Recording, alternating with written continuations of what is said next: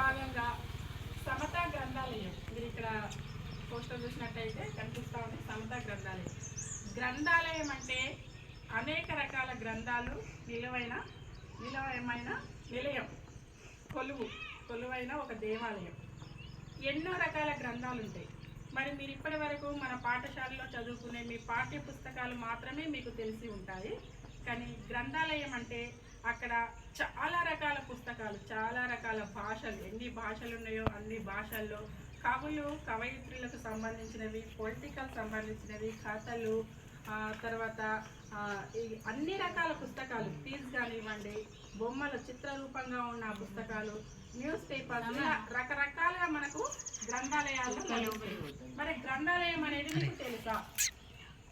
ఇక్కడ దాదాపుగా నాకు తెలిసి ఆరింద గ్రామంలో గ్రంథాలయం లేదని నేను అనుకుంటున్నాను.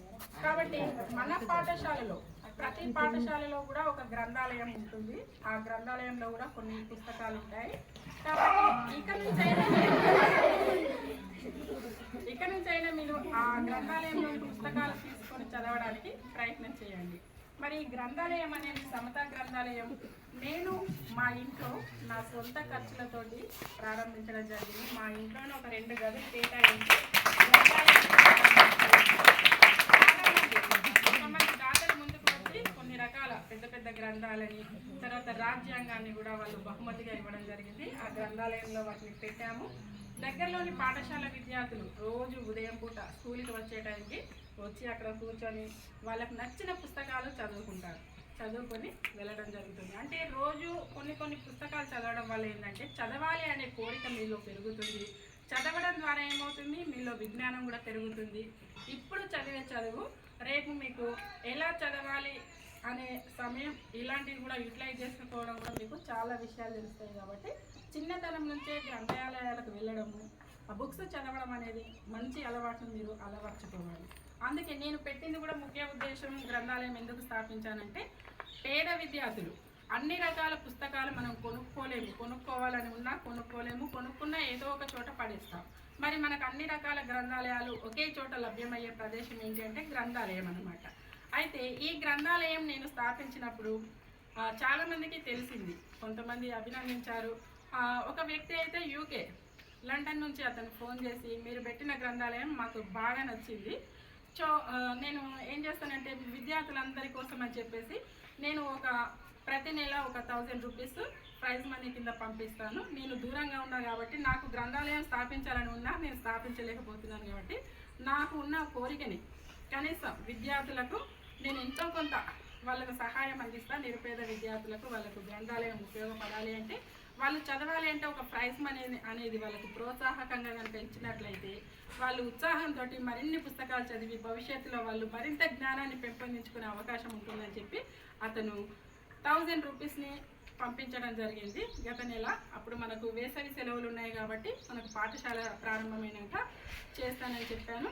అదేవిధంగా ఈ నెల మన పాఠశాలలో ఫస్ట్ ప్రప్రథమంగా ఈ కార్యక్రమాన్ని, ఈ వ్యాసరచన పోటీలను మన పాఠశాలలోనే ప్రారంభించడం నాకు చాలా సంతోషం.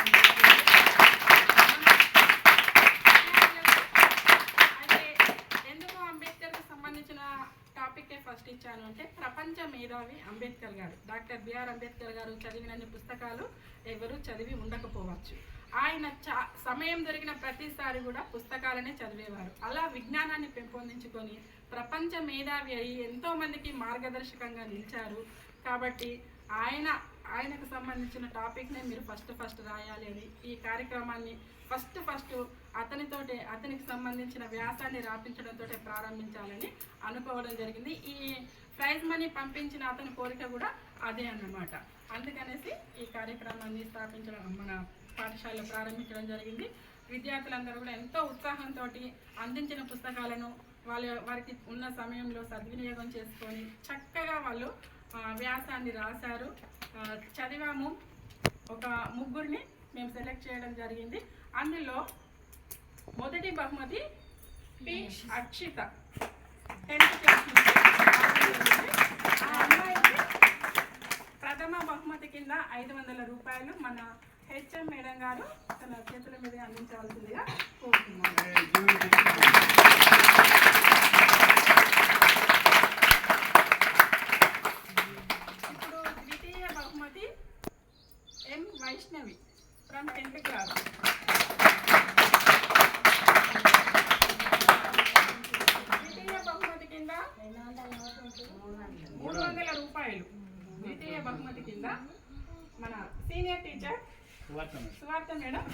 అందించవలసిందిగా కోరుతున్నాను.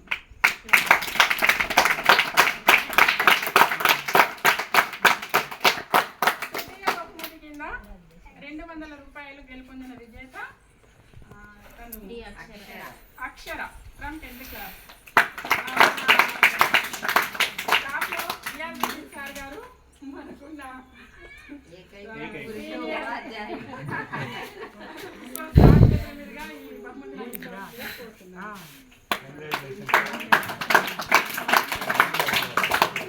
విజేతలందరికీ అభినందనలు. మిగతా వాళ్ళు కూడా అసంతృప్తి చెందవద్దు, మీరు కూడా ప్రయత్నించండి. ద్వితీయ తృతీయ బహుమతులు వచ్చిన వాళ్ళు కూడా బాధపడవద్దు. నెక్స్ట్ టైం మీరు ఇంకా బాగా మంచిగా రాయడానికి ప్రయత్నించండి. మీరు కూడా బహుమతులు అందుకోవడానికి ముందుకు రావాలని కోరుకుంటున్నారు. రాయని వాళ్ళు కూడా రాయడానికి ప్రయత్నించండి. ఎప్పుడు కూడా వెనకడుగు వేయద్దు, ముందుకు వెళ్ళాలి. మనం ఎప్పుడు కూడా వెనకడుగు ఉండద్దు. ఓకేనా? ఈ కార్యక్రమాన్ని ఉద్దేశించి ఇప్పుడు మన సార్ మాట్లాడతారు. అయితే ఈ సందర్భాన్ని పురస్కరించుకొని ఒక చిన్న అనౌన్స్మెంట్ చేద్దాం అనుకుంటున్నాను. Next maybe Tuesday